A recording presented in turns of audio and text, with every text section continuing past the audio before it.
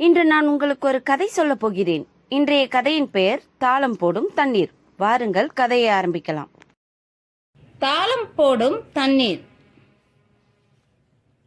தாளம் போடும் தண்ணீர்.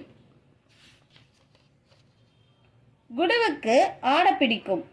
மாடு கத்தும் சத்தத்திலிருந்து யாராவது சாப்பிடும் சத்தம் வரை எதற்கு வேண்டுமானாலும் நடனம் ஆடுவான்.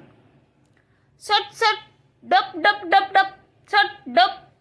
தாளம் போடும் தண்ணீரே, நீ இன்னும் என்னவெல்லாம் செய்வாய்? சலசல கலகல சலசல ஜல். கொஞ்சம் மெதுவா ஓடு நீரோடையே. இந்த வேகத்துக்கு என்னால் ஆட முடியாது. கடகட தடபுட கடகட விருட். அட, நதிதான் மெல்ல தாளம் போடுது. துள்ளி அதனுடன் ஆடுவேன் பாரு. உஷ் பும் புஷ். பெருங்கடல் பார்க்க அமைதியா இருக்கும். அதன் அலைகள் நிறைய சேட்டைகள் செய்து கூச்சல் போடும். சடசட படபட சடசட சர். பேரெரிச்சல் போடும் மழையே, உன் துளிகள் விழுதே வேக வேகமாய்.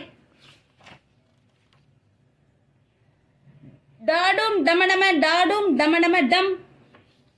அட்டகாசம் பண்ணும் அருவியே, ஏன் இவ்வளவு சத்தம் போடுகிறாய்? குளத்து மேலே கல்லை சுழற்றி எறிறாங்க அம்மா. குளத்துக்கும் ராகம் உண்டோ என்னவோ.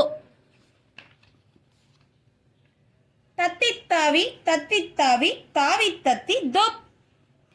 இங்கே எதுவும் இசையே இல்லையே. குடு, நீ எதுக்கு ஆடுற என்று எல்லோரும் கேட்டனர். நல்லா காது கொடுத்து கேளுங்க. பாட்டு தாளம் எல்லாமே தண்ணீருக்குள்ள இருக்குங்க. தத்தித்தாவி தத்தித்தாவி தத்தித்தாவி தோப். இந்த கதை உங்களுக்கு பிடித்திருக்கும் என்று நம்புகின்றேன். இதோ உங்களுக்கான இன்றைய கேள்வி. இந்த கதையில் பார்த்த மழைத்துளியின் படத்தை வரைந்து அதற்கு வண்ணம் தீட்டுங்கள். நீங்கள் கடற்கரை மற்றும் அருவிகளுக்கு சென்று விளையாடிய அனுபவங்களை எங்களுடன் பகிர்ந்து கொள்ளுங்கள்.